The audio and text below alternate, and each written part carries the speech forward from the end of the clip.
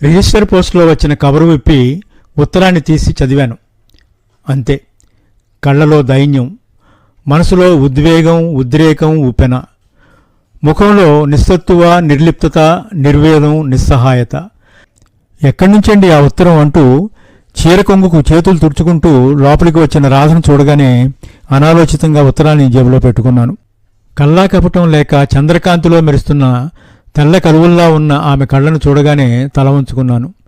హే భగవాన్, ఏమిటి పరీక్ష? నాకు ఈ పరిస్థితి ఎందుకు కల్పించావు? ఈ ఉత్తరం చదివితే రాధ హృదయం తట్టుకోగలుగుతుందా? లేదు, వీల్లేదు. ఈ విషయం రాధకు తెలియడానికి వీల్లేదు. ఏమిటండి, ఏమిటి అలా ఉన్నారు? ఎక్కడి నుంచి వచ్చింది ఆ ఉత్తరం? సీరియస్గా అడిగింది రాధ.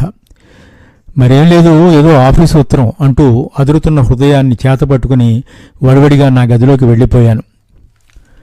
గుడ్ మార్నింగ్ సార్ అన్న మధురస్వరం వినిపించగానే మెల్లగా కళ్ళు విప్పాను. ఎదురుగా చిరునవ్వు నవ్వుతూ రాధ. ప్రభాత సమయాన హిమబిందువులను అలంకరించుకుని స్నిగ్ధ మనోహరంగా మెరిసిపోతున్న గులాబీ బాలలా ఉంది రాధ. ఏమిటి శ్రీవారలా నిర్ఘాంతపోయి చూస్తున్నారు అని అడుగుతూ మెల్లగా వచ్చి మంచం మీద కూర్చుంది. మరేం లేదో, ఇంతకు మునిపే నాకు చిత్రమైన కల వచ్చింది. నేను హఠాత్తుగా ఇంద్రలోకానికి వెళ్ళానట. నన్ను చూడగానే దేవేంద్రుడు సింహాసనం దిగి వచ్చి అమాంతంగా కౌగులించుకున్నాడు. Is it? ఆశ్చర్యాన్ని అభినయిస్తూ అడిగింది రాధ. అంతేకాదోయ్, ఆయన నా భుజం మీద చేయి వేస్తూ ఏమన్నాడో తెలుసా? మీలాంటి మహారచయిత మా లోకం రావడం మా అదృష్టం. దయచేసి మీరు ఇక్కడే స్థిరపడిపోవాలి. సాహిత్య రంగానికి సేవ చేయాలి సుమా అన్నాడోయ్. మీరేమన్నారు అడిగింది రాధ. ఏముంది, రచనలు చేయడం ఆషామాషి కాదండి. హృదయ స్పందన కావాలి. ఆ స్పందన కావాలంటే మా రాధ నా పక్కనే ఉండాలి. ఆమె నాకు ఎదురుగా కూర్చుని చిలిపిగా నవ్వుతూ నా కళ్ళలోకి చూస్తుంటే ఎన్ని రచనలైనా చేయగలను అన్నాను. ఏవో 2 మంత్రాలు చదివాడు, అంతే. నీవు చటుక్కున మా ముందు ప్రత్యక్షమయ్యావు. ఇంద్రసభలోని వాళ్లంతా నీవైపే రెప్పవేయకుండా చూస్తుంటే నాకు కొంచెం బాధ కలిగిందోయ్. అయితే నీ అందాన్ని చూసి అప్సరసలంతా తెల్లముఖం వేసేసరికి నాకు చాలా ఆనందం కలిగిందనుకో. నీలాంటి భార్యను, అందాల రాశిని, గుణవంతురాలిని భార్యగా చేసినందుకు వెంటనే బ్రహ్మలోకం వెళ్ళి సృష్టికర్తకు థ్యాంక్స్ చెప్పాలనుకున్నాను. కానీ అంతలోనే నువ్వు వచ్చి గుడ్ మార్నింగ్ సార్ అంటూ నా కళ చెదరగొట్టేశావు అన్నాను. అలానా? Very very sorry sir. మీరు అలా ఇంద్రలోక పర్యటనకు వెళ్ళినట్లు నాకేమాత్రం తెలియదండి. తెలిసి ఉంటే నా పుట్టినరోజు కానుకగా ఓ పారిజాత పుష్పాన్ని తీసుకుని రమ్మని చెప్పి ఉండేదాన్ని అంటూ పక్కన నవ్వేసింది రాధ. అన్నట్లు ఈవేళ నీ పుట్టినరోజు కదూ. Wish you many many happy returns of the day. ప్రతి పుట్టినరోజున నువ్వు ఇలా చిరునవ్వుతో నా ఎదుట సాక్షాత్కరించి నేనిచ్చే బహుమానాన్ని స్వీకరించాలి అంటూ నా పెదవులను ఆమె పెదవుల దగ్గరకు చేర్చబోయాను. అంతలోనే నన్ను తప్పించుకుని, ఇలాంటి బహుమానాలు ఇస్తే అనవసరంగా శిక్షార్హులవుతారు, గుర్తుంచుకోండి అంటూ చిరుకోపాన్ని ప్రదర్శించింది.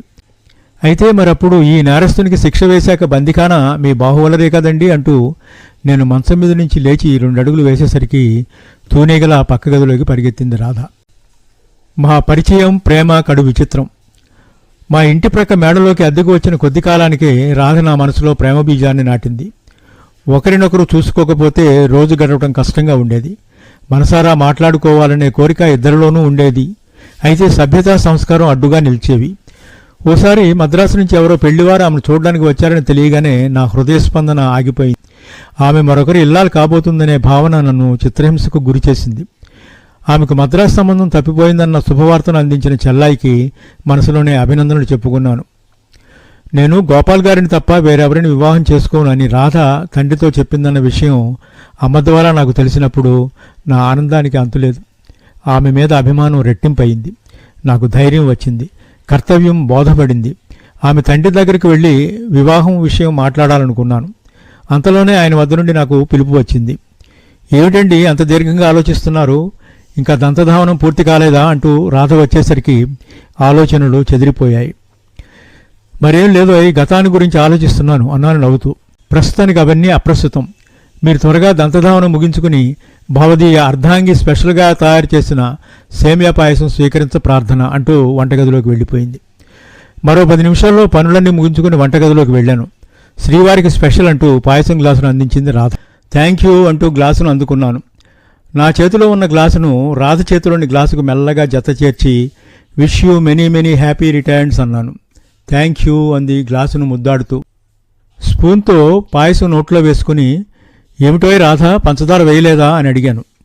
అదేమిటండి, రోజు కంటే ఎక్కువే వేశాను, తీపి చాలలేదా? ఆశ్చర్యంగా అడిగింది. తీపి చాలలేదని నేను కంప్లైంట్ చేయడం లేదు శ్రీమతి, ఇందులో పంచదార మాత్రం లేదు. మరేముందట? పంచదార కన్నా తీయనైనా నీ అభిమానం ఉంది. ఐసి, పరీక్షగా చూడండి, పాలు కూడా లేనట్లున్నాయి. Exactly, well said. ఇందులో ఉన్నవి పాలు కాదు, నీ అనురాగ సుధా. Is it? ఎస్ డియర్ అంటూ ఆమె చేతిలోని గ్లాసును అందుకుని చెంచాతో పాయసం తీసి ఆమె నోటికి అందించాను. స్వీట్ ఇందాకటి కంటే చాలా తీయగా ఉన్నదండి. కారణం ఏమిటట అన్నాను. మీ చేత్తో ఇచ్చాక దాని తీయదనం పెరిగిందండి. వాట్? నా చేతులేమీ పంచదార లేదే అంటూ అరిచేతులు చూసుకున్నాను. అంతకంటే మధురమైన మమత ఉంది. అలాగా? ఆ సంగతి ఇప్పుడే తెలుసుకున్నారా తమరు? కాదు, మిమ్మల్ని చూసిన తొలి క్షణంలోనే. రాధా, నీలాంటి భార్య లభించడం నిజంగా నా పూర్వజన్మ సుకృతం. నా జీవితానికి వెలుగుబాటు చూపించిన కాంతి కిరణానివి నువ్వు. మీ నాన్నగారి సహృదయతను, మీ అమ్మగారి ఆప్యాయతను, నీ అనురాగాన్ని సంపాదించుకున్న నేనెంతో అదృష్టవంతుణ్ణి అంటూ ఆప్యాయంగా ఆమె చేతిని తీసుకుని సున్నితంగా ముద్దు పెట్టుకున్నాను.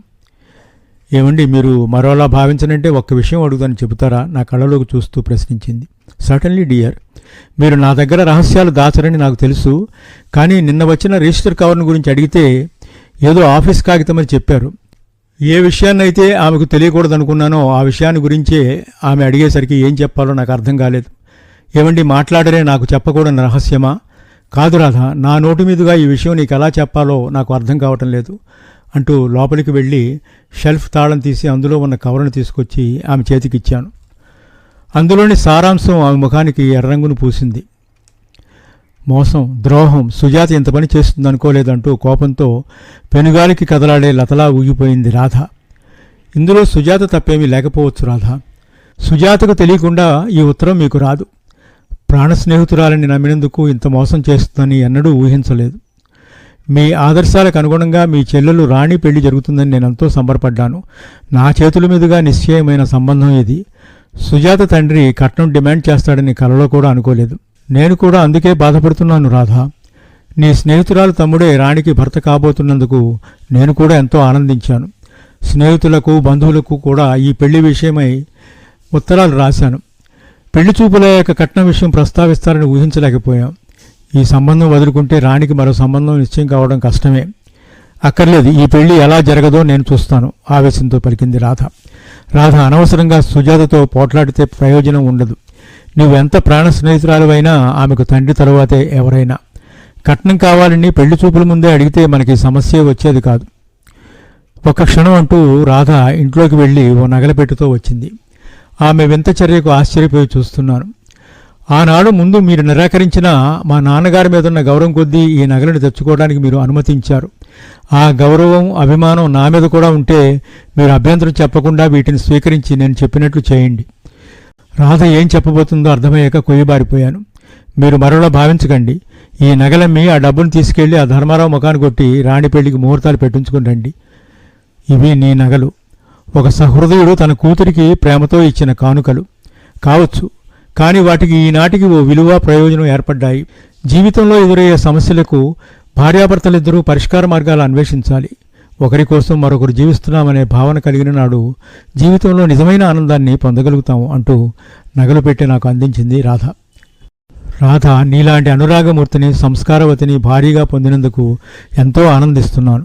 కానీ నీ పుట్టినరోజున నీకు నగలను బహుమతి ఇవ్వలేకపోవడమే కాకుండా నీ నగలను తీసుకోవాల్సి వచ్చినందుకు బాధపడుతున్నాను అన్నాను. ఈ శుభ సమయాన్ని మీరు బాధపడకూడదు. ఇప్పుడు నాకెంతో తృప్తిగా ఉంది. నేను కుదిర్చిన సంబంధం రాణికి నిశ్చయమై నా చేతుల మీదుగా ఈ పెళ్లి జరగబోతుందన్న భావన నా మనసును తృప్తితో నింపివేసింది. నగల విషయమై మీరు బాధపడవద్దు.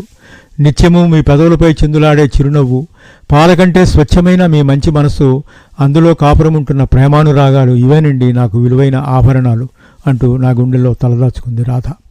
ఇక్కడితో ఈ కథ ఆపేస్తే బాగుంటుందని పెన్నును పక్కన పెట్టాడు రచయిత ఆనందరావు.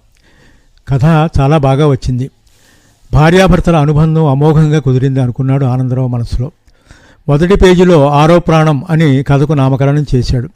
అంతలో ఇదిగో కాస్త మంచినీళ్ళు కావాలి, కర్ణకఠోరమైన స్వరం వినిపించగానే వెనక్కి తిరిగి చూశాడు. భార్య మెల్లగా మీదనున్న దుప్పటిని తొలగించుకుని మంచం మీద కూర్చుంది. ఆనందరావు టేబుల్ మీద ఉన్న కూజాలోంచి గ్లాసులోకి నీళ్లు వంచి భార్య మంచం దగ్గరకు వెళ్ళాడు. భర్త చేతిలో ఉన్న గ్లాసును అందుకుని గడగడా నీళ్లు తాగేసింది. ఖాళీ గ్లాసును అందిస్తూ, ఇదిగో చూడు, సాయంత్రం చెప్పింది గుర్తుందా? పొద్దున్నే మా ఊరెళ్ళి కౌలుదారులు ఇచ్చే ధాన్యాన్ని అమ్మి డబ్బు తీసుకురావాలి. ఏమైనా సరే నేను ఈ సంవత్సరం నగలు చేయించుకోవాల్సిందే. నగలు లేకుండా పేరెంటాలకు వెళ్ళాలన్నా పెళ్ళిళ్ళకి వెళ్ళాలన్నా సిగ్గుగా ఉంది. మన పెళ్ళయి ఎన్ని సంవత్సరాలైంది, ఒక్క నగ చేయించావా? నీవు వట్టి పనికిమాలిన వాడివి. నీ సంగతి తెలిసే మా నాన్న 6 ఎకరాల మాగాణి పసుపు కుంకుమల క్రింద నా పేర రాశాడు. అవన్నీ ఇప్పుడు ఎందుకులే, ప్రొద్దున్నే మా ఊరెళ్ళాలి, తొందరగా పడుకో. కథలు రాస్తూ కూర్చోకు, నాకు తెలియక అడుగుతాను, అసలు ఈ కథలు నీకు కూడు పెడతాయా నగలు పెడతాయా అంటూ విసుక్కుంటూ దుప్పటి కప్పుకుంది రచిత గారి అర్ధాంగి. ఆనందరావులో కోపం అధికమైంది. భార్య మాటలు చెవుల్లో మారుమ్రోగుతున్నాయి. భార్య తననెంత హీనంగా చూస్తుందో అర్థం చేసుకున్నాడు. గబగబా టేబుల్ దగ్గరికి వెళ్ళి సొరుగులాగి కథల కాగితాలను బయటకు తీశాడు. పట్టరాని కోపంతో వాటిని చింపడానికి సిద్ధపడ్డాడు. కానీ అంతలోనే అతని అంతరాత్మ అడ్డుపడింది.